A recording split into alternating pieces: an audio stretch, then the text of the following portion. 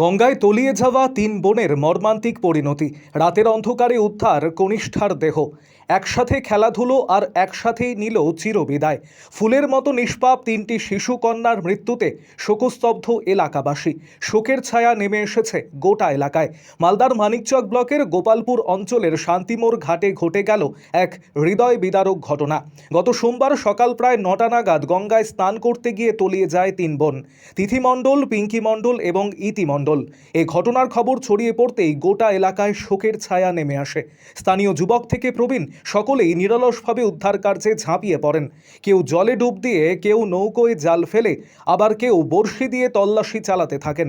পরবর্তীতে disaster management and civil ডিফেন্সের QRT team এবং এসডিআরএফের যৌথ অভিযানে মঙ্গলবার দুপুর 12:30 নাগাদ তিথি মণ্ডল ও বিকেল প্রায় 4টে নাগাদ পিঙ্কি মণ্ডলের দেহ গঙ্গা নদী থেকে উদ্ধার করা হয়। তবে দীর্ঘ সময় তল্লাশি চালিয়েও ইতি মণ্ডলের খোঁজ মেলেনি। স্থানীয় বাসিন্দা, এসডিআরএফ এবং সিভিল ডিফেন্সের সদস্যরা স্পিড বোর্ডের মাধ্যমে জলে কম্পন সৃষ্টি করে সন্ধ্যা পর্যন্ত উদ্ধার অভিযান চালিয়ে যান। রাত নেমে এলে সরকারি দল ফিরে গেলেও গ্রামের যুবকেরা হাল ছাড়েননি। নদীর ধারে কৃত্রিম আলোর ব্যবস্থা করে নৌকা নিয়ে জলের ওপর নজরদারি চালিয়ে যেতে থাকেন তারা। অবশেষে রাত 9:17 নাগাদ ঘাট থেকে প্রায় 50 মিটার দূরে জলে ভাসতে দেখা যায় ইতি মণ্ডলের নিথর দেহ। স্থানীয় যুবকেরাই নৌকায় করে দেহটি ঘাটে নিয়ে আসেন। খবর পেয়ে ঘটনাস্থলে পৌঁছন ইতির বাবা, যিনি পেশায় একজন দরিদ্র পরিযায়ী শ্রমিক। তিনি জানান, ভিন রাজ্যে কাজ করার সময় মেয়ের মৃত্যুর খবর পেয়ে বাড়ি ফিরেছেন। আর্থিকভাবে অসহায় এই পরিবার প্রশাসনের কাছে সহযোগিতার আবেদন জানিয়েছে। স্থানীয় জনপ্রতিনিধিরাও পরিবারটির পাশে দাঁড়িয়ে সাহায্যের দাবি তুলেছেন।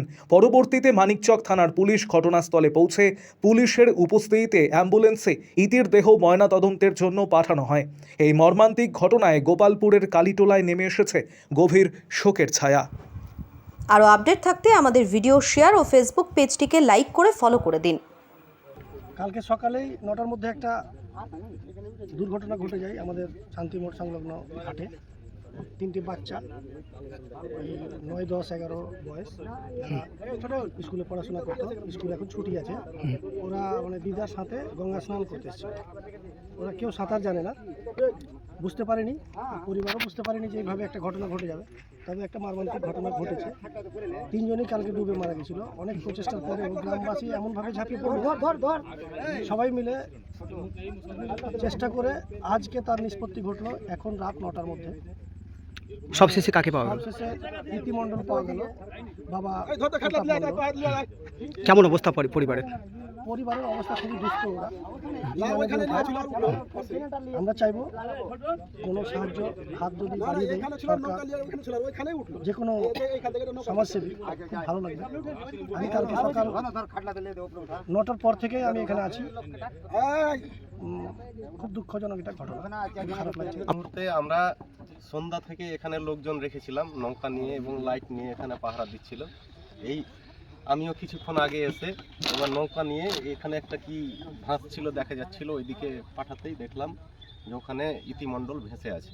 আপনারা সবাই এখানে ছিলেন? হ্যাঁ, আমরা এখানে উপরে ছিলাম আর 4-5 জনকে ওখানে পাঠালাম। ওরা গিয়ে ওখানে দেখতে পেলো যে না, এটা ইতি মণ্ডল ভেসে এই নৌকাতে নিয়ে আসলেন? হ্যাঁ, এই নৌকাতেই নিয়ে আসলাম। আচ্ছা, এটা আপনারা উঠান এখন কি জানানো হয়েছে প্রশাসনকে? হ্যাঁ, প্রশাসনকে জানানো হয়েছে। আমি ইতিমধ্যে আইসি সাহেবকে ফোন করেছি। উনি অ্যাম্বুলেন্স টিম যা আছে ওরা সারাদিন এখানে কাজ করেছিল, আবার ওরাকে পাঠাচ্ছে।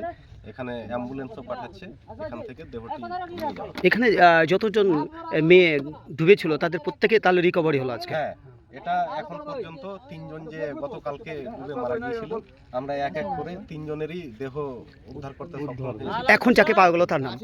এখন ইতি মণ্ডলকে পাওয়া গেল। তার বাবার নাম? তার বাবার নাম প্রতাপ মণ্ডল। কি বলবেন?